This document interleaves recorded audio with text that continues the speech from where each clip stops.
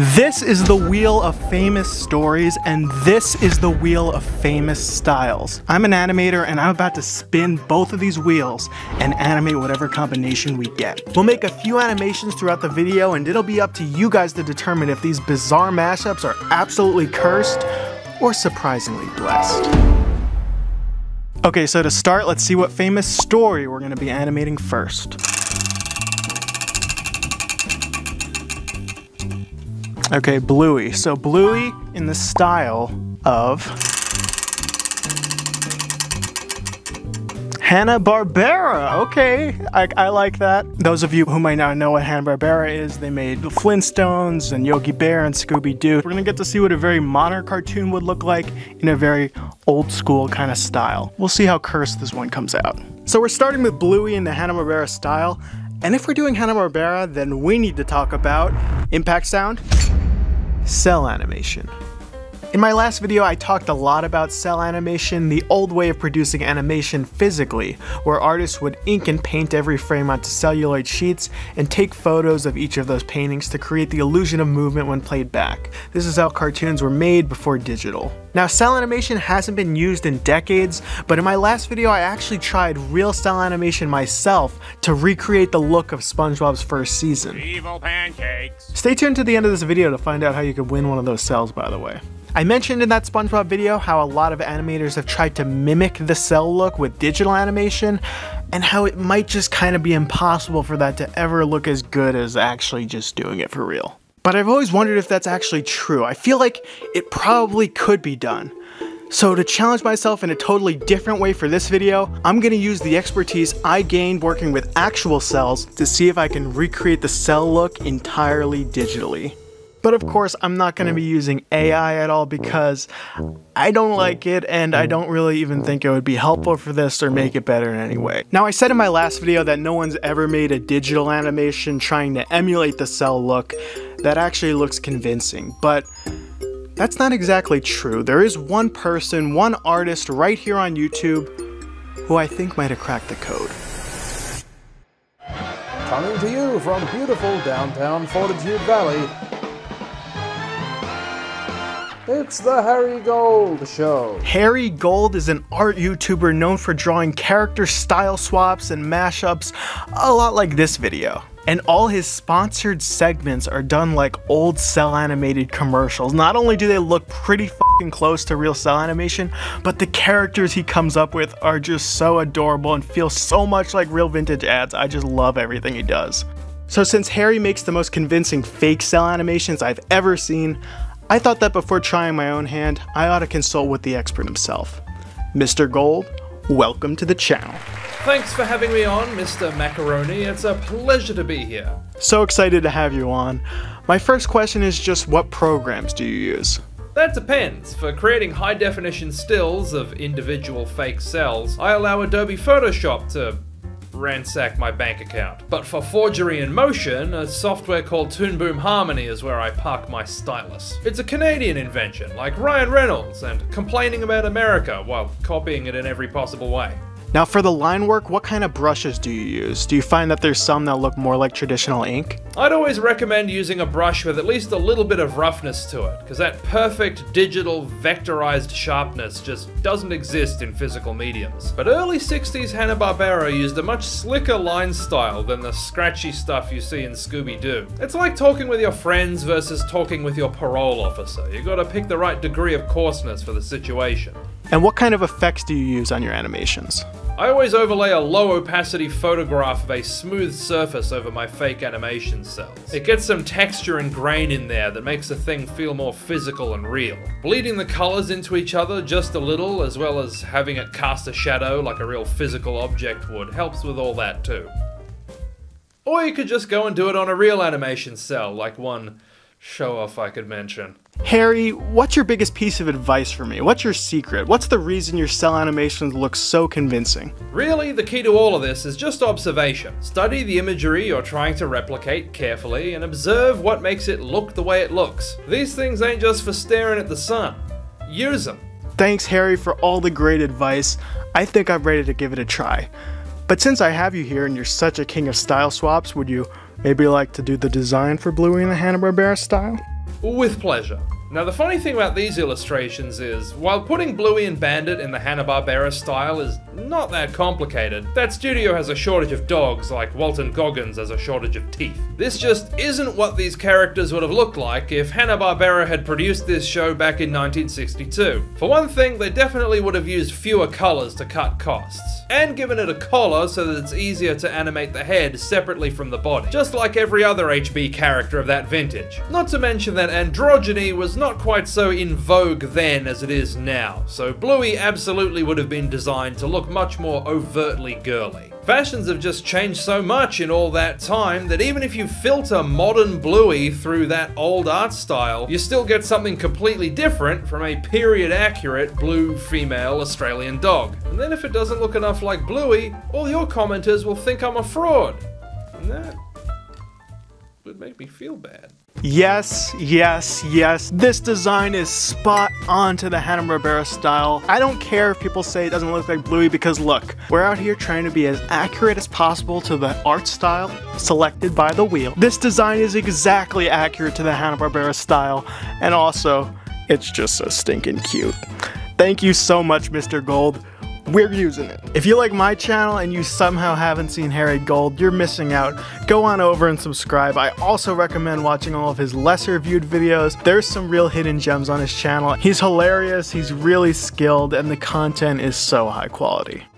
So now that we have our design and some words of wisdom from Harry Gold, let's get started on the storyboards. So I thought the best way to capture the Hanna-Barbera vibe in a short scene is just a good old-fashioned theme song. A lot of their old shows had super iconic openings, especially the jazzy ones of the 60s, which is kind of the era we're aiming for, early 60s.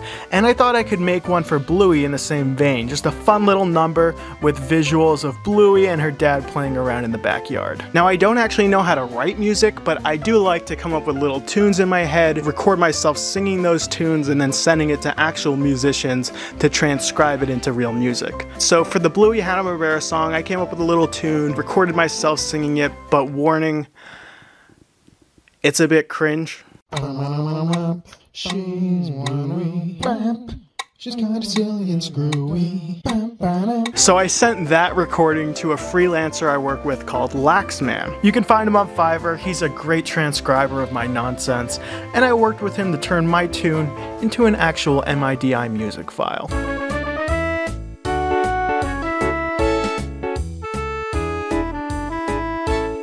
But I wanted it to sound big and jazzy and like real instruments and everything. And I remembered a really talented musician who I came across, Zane A. Goen, who I discovered through his beautiful orchestral covers of songs from old McDonaldland commercials, which happens to be an interest of mine. I knew Zane was crazy talented, so I reached out and he was totally down to arrange and produce the music. The song's gonna be sung by a choir like all the old Hanna-Barbera songs, and you're gonna hear Zane himself as one of those voices, but he also brought on some amazing other choir singers, Nagisa, Lirane, and Sammy.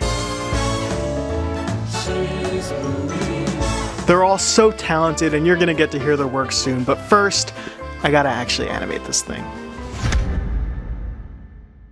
Now that we have the music, we can make the actual animation, which starts as some pencil-like sketches before the final line work. I'm using Photoshop for this. Yes, you can actually animate in Photoshop, and I'm drawing the characters over and over, frame by frame, to make them move. Now, Hanna-Barbera was known for their limited animation, so they did draw the characters over and over on different cells, but they tried to use as little cells as possible, so they would do things like having a character stand still for a while with just the mouth moving, and this way they would only have to draw the body once, and just draw a few different heads instead of animating the entire character for every single frame like you'd see in more expensive cartoons. You see, Hanna-Barbera were the pioneers of bringing animation to television. Cartoons before television were played in the movie theaters, so stuff from the 30s and 40s like Looney Tunes and Tom and Jerry. Those big theatrical budgets allowed the animators to make a lot more drawings. So the humor was very based around physicality and slapstick kind of stuff that requires a lot of drawings to do properly.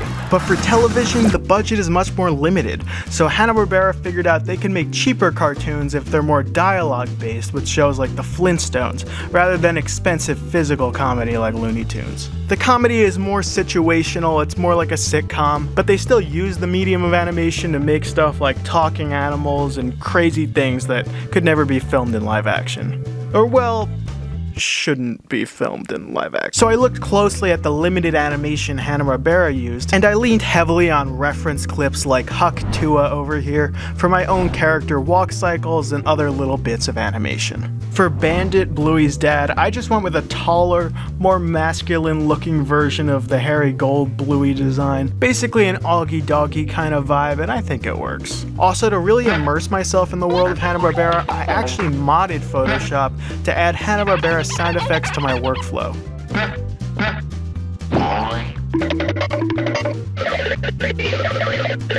Okay, that was just a joke. I don't actually do that.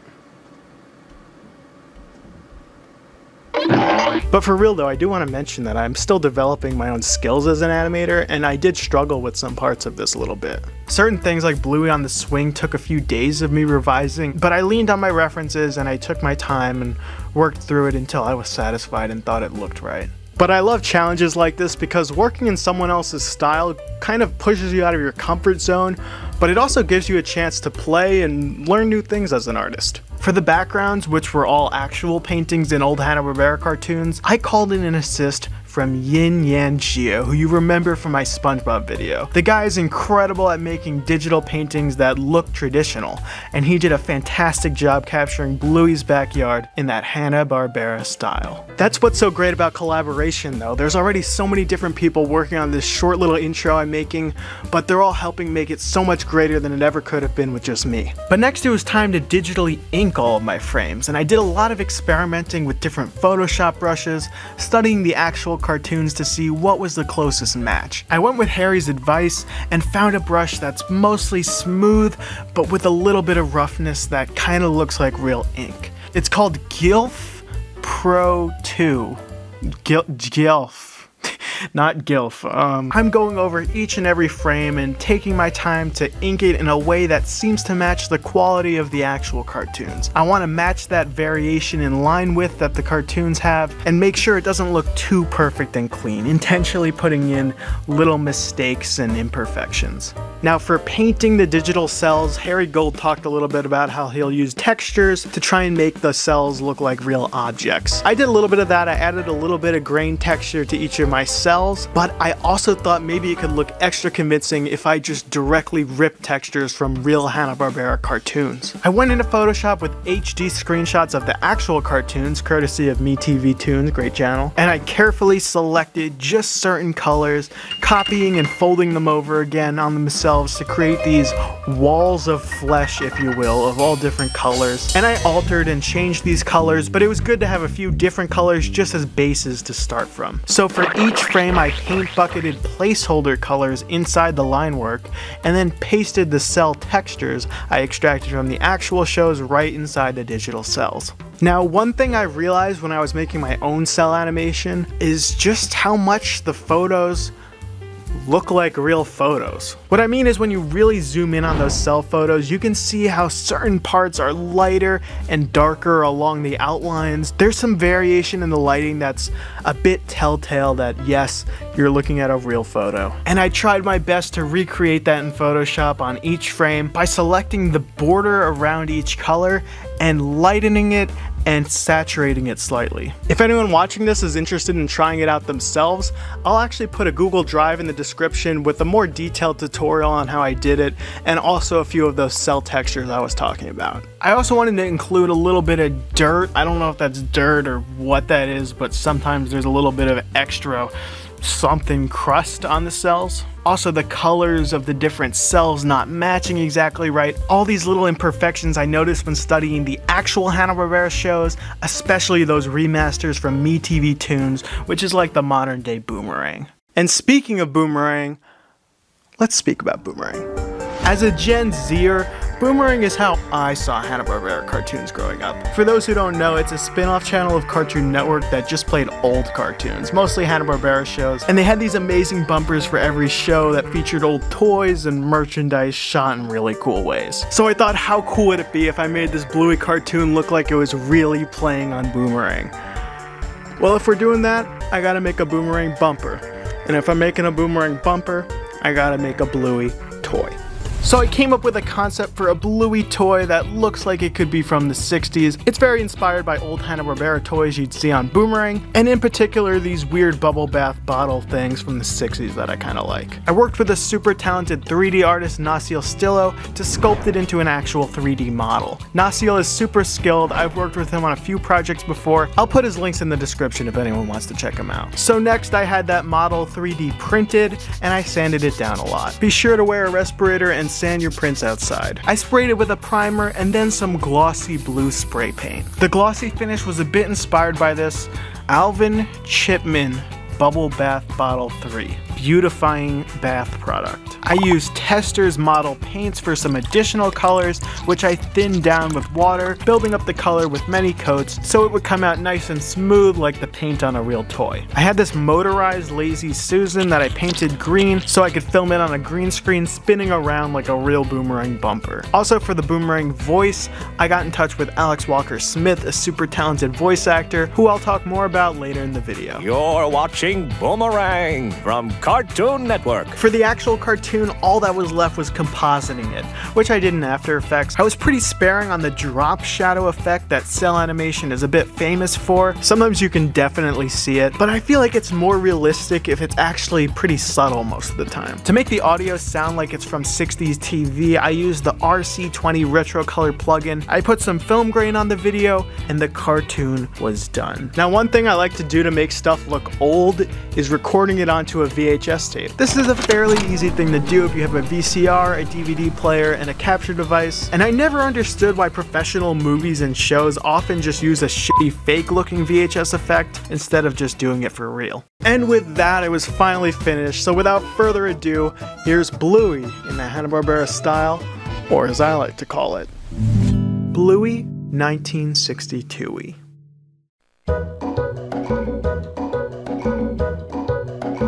You're watching Bluey on Boomerang from Cartoon Network.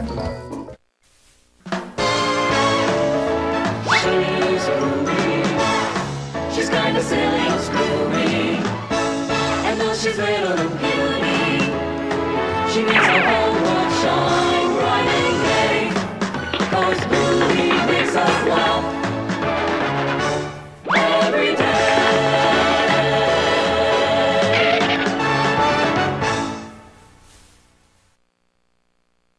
There it is, guys, but one thing's bothering me a bit. The VHS filter, while it's super cool looking and it's perfect for this Boomerang thing, I feel like it's a bit cheating for my fake cell animation to be behind a filter. So I'm gonna show you guys the HD version as if it was remastered and airing on MeTV Toons.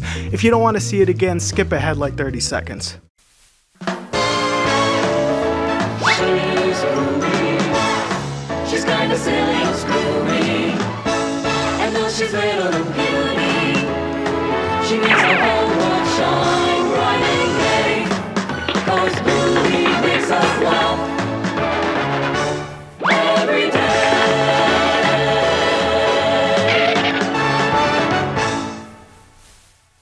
There it is, the very first style swap of the video. What do you guys think? Was it cursed? Was it blessed? Did it look like real cell animation? I gotta say, I'm pretty proud of it. I think it looks fairly convincing and holds up pretty well even in HD. And in terms of if this is cursed, I don't have a huge attachment to the real Bluey, so I actually like this version of Bluey. I think this seems like it would be a pretty cute show, and Hanna-Barbera, the cast was such a boys club. Come on, we needed a girly, and Bluey would have been a great addition to the cast. So I'm calling this one blessed, personally. Huge shout out to Harry Gold for his amazing advice in the Bluey design.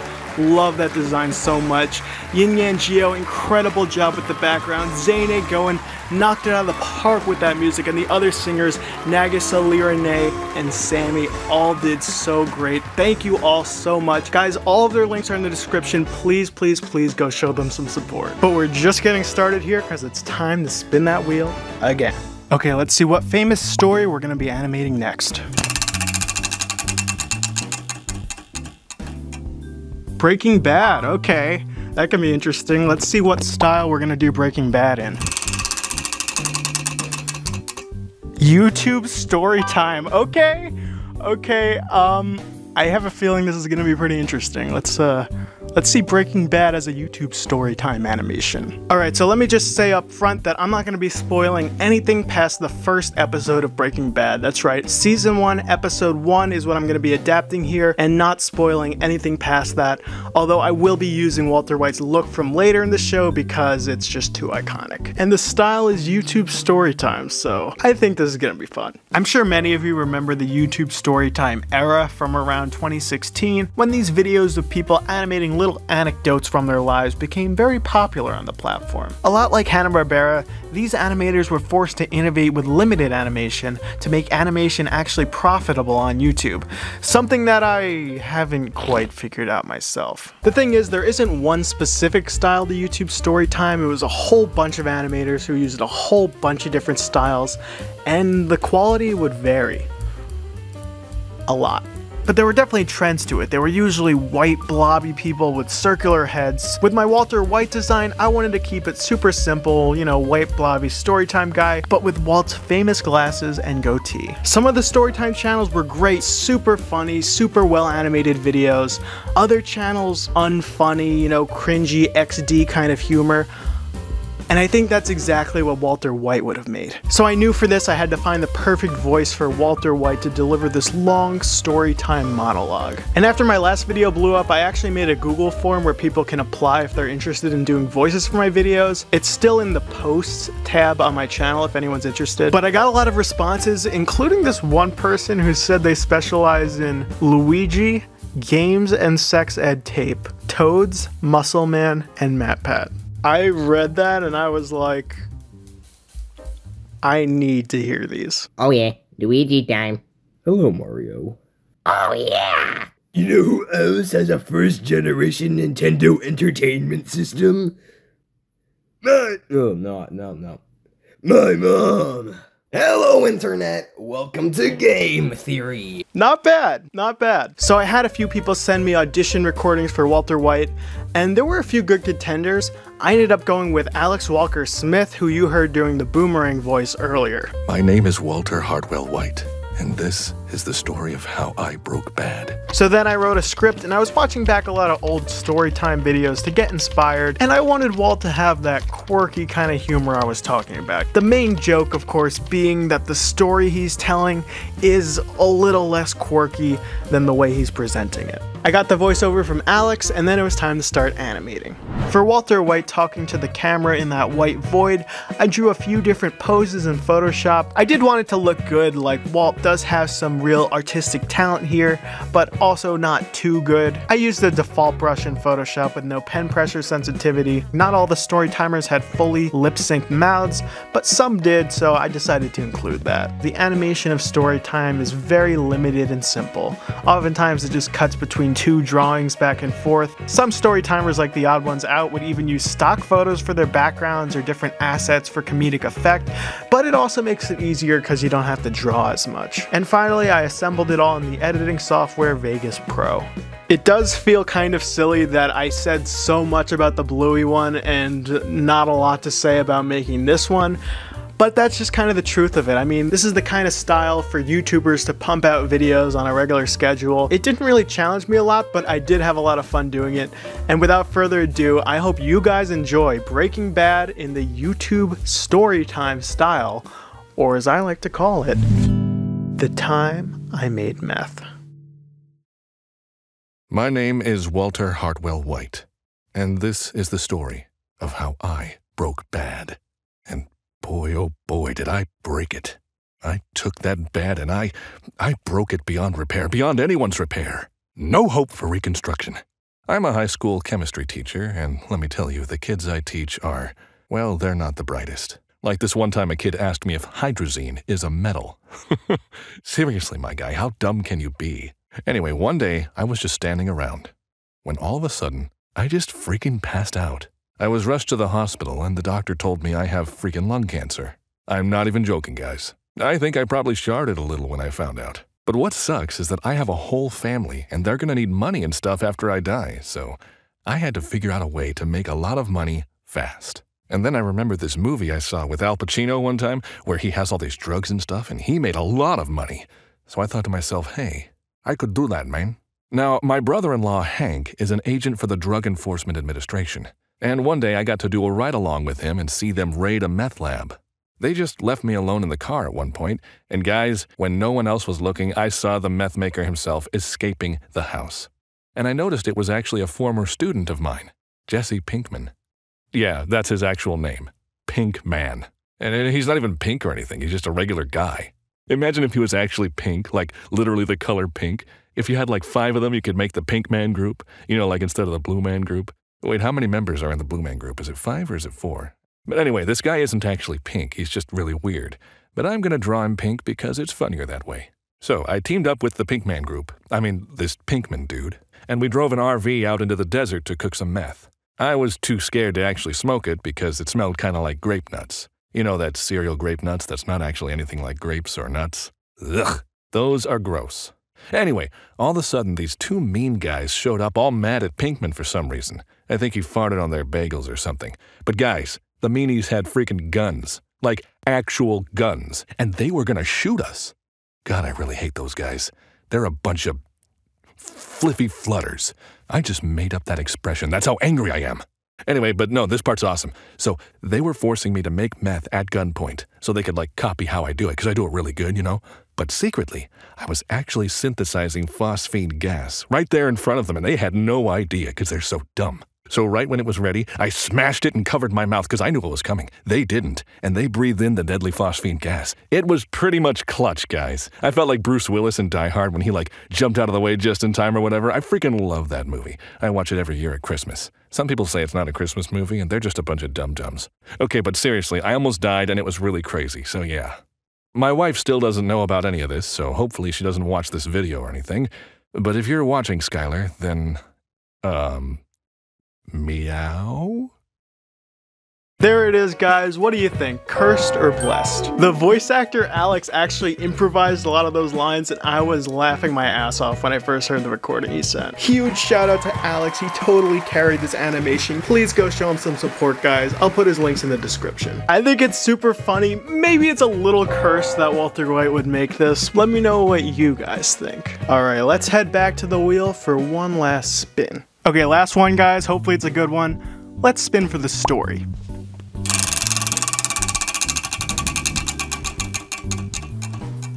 Okay, SpongeBob.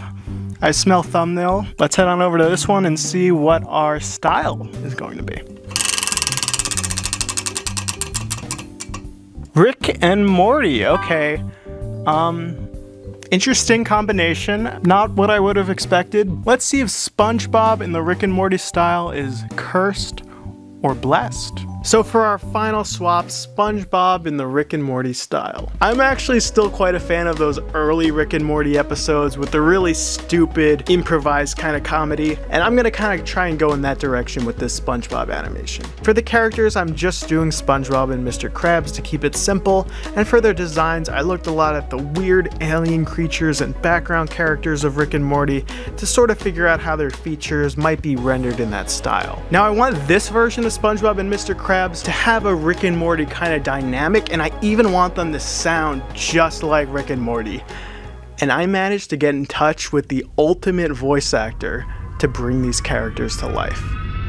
Justin Roiland. Just kidding, that guy's a fucking disgusting piece of shit. I actually got in touch with someone way better who you might have seen before online. This is a cacao bean. Oh, Let's jeez, turn Rick. this into chocolate. Not again.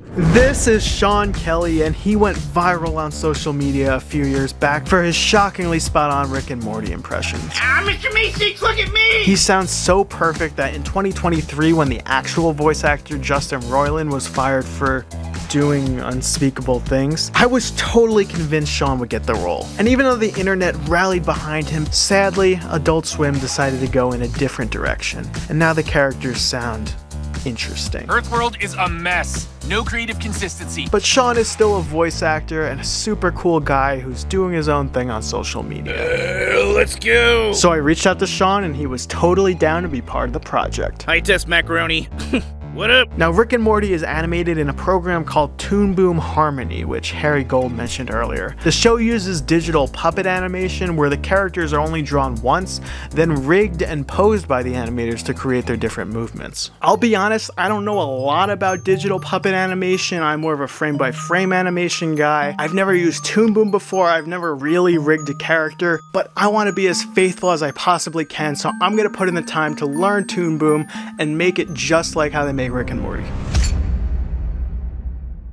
So I downloaded the free trial of Toon Boom and followed along a tutorial series by another guy named Sean. His YouTube is Draw Sean, and he has a tutorial series explaining all the steps for character rigging and animating in Toon Boom. Now I did get a little lost and confused at times. To rig a character, you have to build up these complicated webs called nodes, which look a little like that room King Candy ripped out Vanellope's code. But as soon as I started tracing over my Photoshop concept art with those Toon Boom vector lines, I could tell this thing was gonna look just like Rick and Morty. I had some fun drawing the different replacement assets like eye blinks and character mouths, studying screenshots along the way to make sure every detail looked show accurate. Clearly, I didn't follow all the right steps because when I tried to scale down a character into the scene, their bodies would get all weird. But even though the rigs were kind of broken, I found ways to work around it just for this little scene. I illustrated the Krusty Krab background in Photoshop and tried to make it look like a real setting from Rick and Morty. The backgrounds on Rick and Morty have an abundance of detail and storytelling. They're a bit more realistic. I really took the time to study the backgrounds of Rick and Morty,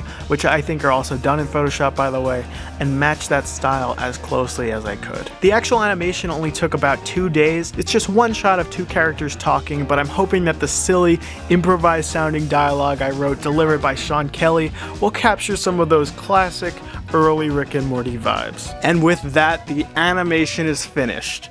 So without further ado, here's what I like to call Wubba Lubba Sponge Sponge. SpongeBob, you gotta make the Krabby Patties. What? The Krabby Patties, SpongeBob. Yeah, I already am, Mr. Krabs. They're, frying, on the grill. That's not good enough, SpongeBob. We need those Krabby Patties. Because the customers, SpongeBob, they're hungry. They're gonna die if you don't. What? If you don't make those Krabby Patties soon. Oh, jeez. Show me your poop. Show me your poop. Wait, what? Mr. Krabs? There's two of you now? Don't be ridiculous, SpongeBob. That's Mr. Poop Krabs. He's a totally different guy. What? Say hi to Mr. Poop Krabs, SpongeBob. Show me your poop. Hi? Show me your poop. He loves money and I love poop. Oh, wait, I mean, I love money and he loves poop. Okay, I guess. But why though? I don't fucking know, SpongeBob. I don't fucking know. And there you have it, guys, my best attempt at SpongeBob in the Rick and Morty style. What do you think? Was it cursed? Was it blessed? But I think we'll all agree that Sean totally nailed the voices. Guys, please go show him some love on social media. Links will be in the description. It was fun to recreate the Rick and Morty style once, but from here on out, I think I'll just leave that to every modern adult cartoon. I had so much fun in this video, and if you guys did too, please consider subscribing for some more fun with animation. And let me know in the comments if you have any ideas of what you want me to do next. As I'm wrapping this up, I want to say thank you again so much to everyone who contributed to this video. All of their links will be in the description. Also, thank you so much to everyone who showed me support on my last video. I was not expecting the amount of love and the amount of people that connected with the video. The comments were so nice, it just warms my heart. Something I saw a lot of in the comments was people asking if they can have a cell from that video. So as a thank you for all the support on that video, I'm gonna be giving away 10 of those cells. All you have to do to enter is leave a comment with the word poop cell on this video. That's right, that's POOPCEL. 10 random comments containing the word poop cell will be selected as winners. There will be only one cell given per person though, so don't spam the comments with poop cell or anything like that. Just a reminder that the cells are kind of crappy looking and they're not actually from SpongeBob, but they are from my video, so if you want one, be sure to comment poop cell. I will mention that the concept for this video with spinning the wheels was a little inspired by the art YouTuber Jazza, where he drew characters in different styles by spinning a wheel. I don't know if he was the first to do that, but that's where I got the idea, and his videos are great too, so go check him out if you like my video. I hope you guys enjoyed this celebration of animation, shared a few laughs, and maybe even learn something along the way. Thank you all for watching, and may Mr. Poop Crabs haunt your nightmares.